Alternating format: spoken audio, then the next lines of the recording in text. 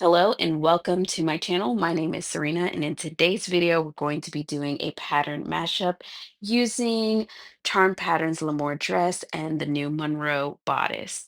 I've made both these dresses in the past, especially the Lemoire dress, so I thought that the Monroe bodice would look wonderful on that sarong skirt. So I'm going to be putting those together with an African wax print. I've actually gotten lots of requests to work with more African textiles in the past. And one of the hardest things about working with these textiles is choosing the perfect print. There are so many to choose from. I get decision fatigue because I want them all. It's so hard for me to decide. So when I went to Find Fabrics a couple weeks ago, I was able to see all that they had up front and personal.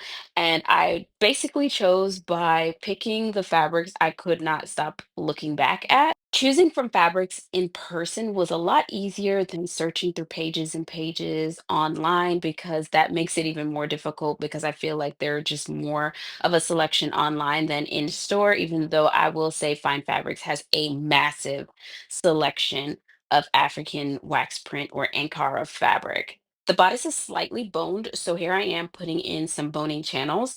I'm still working from my mom's home, so instead of using regular like plastic featherweight boning that I would use if I were at home, I just ran to the department store and picked up some really strong plastic zip ties, and I used that to bone this instead. It only had about 6 pieces of boning in it, mainly on the sides and back of the bodice, so it's not heavily or super structured, so it wasn't that big of a deal, and the boning that I chose worked perfectly. The Monroe bodice does have an option of a built-in bra, but because I have a smaller bust and I don't have the materials and didn't want to spend extra on the materials, I skipped it and I do really well. But if you're a bigger busted woman, you might want to consider putting in the built-in bra because then you don't have to really worry about undergarments too much, which is always a plus with a vintage dress.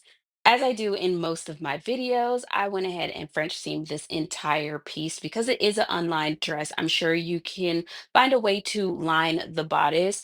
And you definitely wouldn't have to worry about that if you had the built-in bra. But if you decide to skip the built-in bra, then the bodice is completely unlined, which is kind of unusual for a Gertie pattern. Now for the straps. At this point, I did not have a contrasting fabric for this dress. I think this would have been really cool with a contrasting fabric. Not particularly on this dress, but in general, I feel like a contrasting fabric would look really cute if the straps had a different color. And then the lining of the sarong also had the matching color of the straps. But in this case, I just went ahead and I wanted the dress to have the one fabric throughout.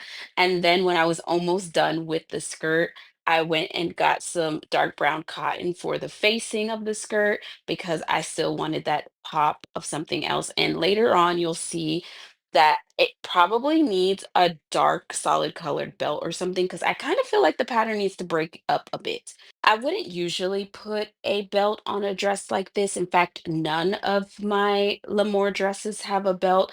But in this particular case, especially looking back on the footage that I've gotten, I definitely think that this one could use a belt. So I'm probably going to go back and put one on there as soon as I can find a nice looking buckle because I'm not sure that I want a covered buckle belt. This is actually one of two African prints that I purchased when I was shopping. I swear I'm going to get to a haul at some point. I just got so excited and so motivated with all of the fabrics I've gotten to choose from. Because if you've been following me for some time, you know the last time that I went fabric shopping was way back in January, maybe even December. That was the last time that I went shopping, and that was at Joann's Fabric.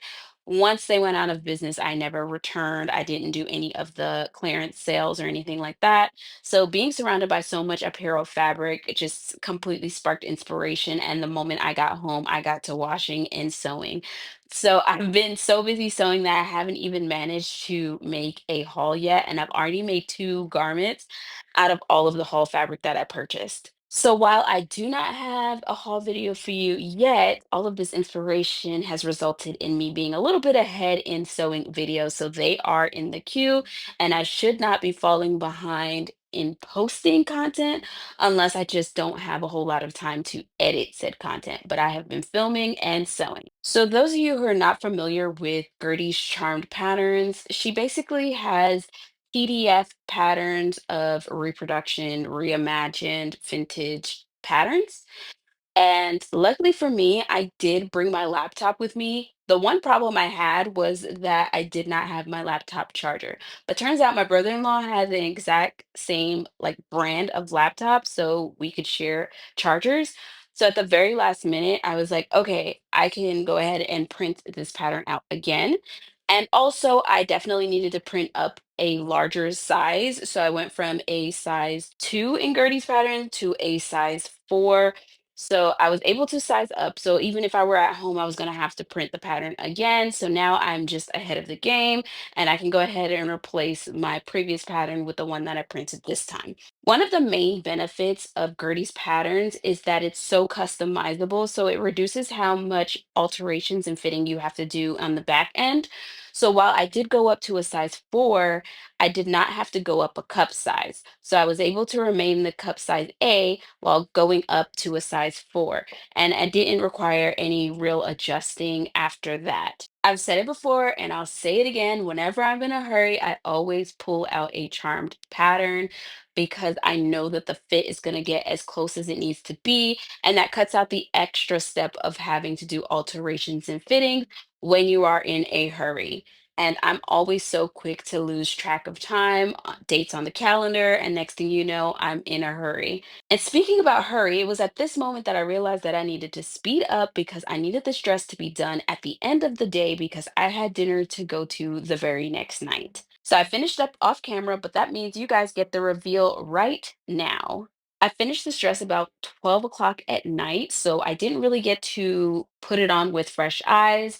And it wasn't until I filmed this video and went back to edit that I realized I would have loved to have some sort of contrasting detail around the waist. However, I do love this dress. I love the print. It's everything that I imagined it would be, and it just needs a little bit of extra for the accessories, maybe even some dark brown gloves. Thank you guys so much for watching. Let me know what you think down below. I'd love to see your opinions and your critiques on this. Don't forget to like this video if you enjoyed your time here. Subscribe if you'd like to see more videos like this. If you'd like to support me any further, you can leave me a virtual tip over on Ko-fi or become a bobbin over on Patreon. We'd absolutely love to have you.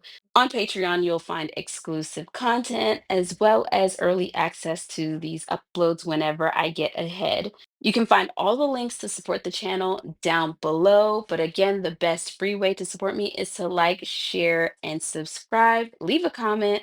Thank you again for being here. I will see you in the very next one. Bye.